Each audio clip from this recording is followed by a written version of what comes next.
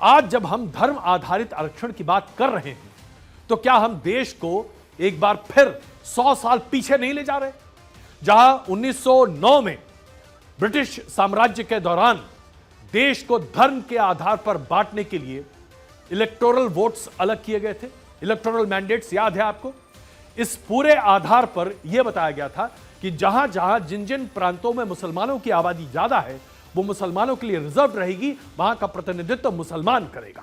जहां जहां हिंदू बहुल है वहां हिंदू अपना प्रतिनिधित्व करेगा। सेलेक्टेड इलेक्टोरेट इसी को हम कहते हैं।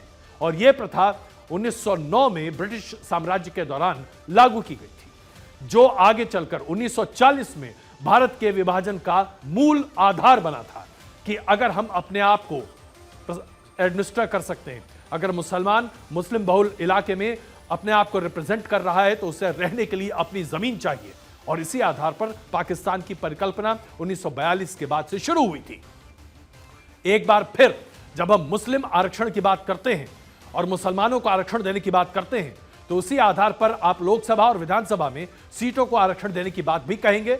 यानी कि फिर से धर्म आधारित रिप्रेजेंटेशन की बात होगी और 1909 के तर्ज पर एक बार फिर भारत में हिंदू और मुसलमान रिप्रेजेंटेशन अलग अलग होगा। अगर हम रिप्रेजेंटेशन अलग करेंगे तो क्या देश का बंटवारा एक बार फिर करेंगे? यह सवाल आज पूरे देश के सामने है।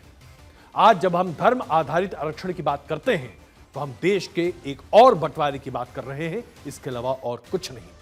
यह पिछड़े वर्ग का प्रतिनिधित्व नहीं है, क्योंकि जब आप ओबीसी के साथ साथ ईबीसी की बात करते हैं, यानी कि इकोनॉमिकली बैकवर्ड सेक्शंस, ईबीएस, तो इस आधार पर इस 10% के रिजर्वेशन में वो तमाम लोग आते हैं जो शेड्यूल कास्ट, शेड्यूल ट्राइब और ओबीसी नहीं है।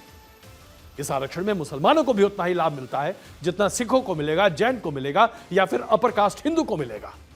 ऐसे में अलग से धर्म आधारित आरक्षण की देश को आवश्यकता है या नहीं, इसका विवेक मैं आप पर छोड़ता हूं।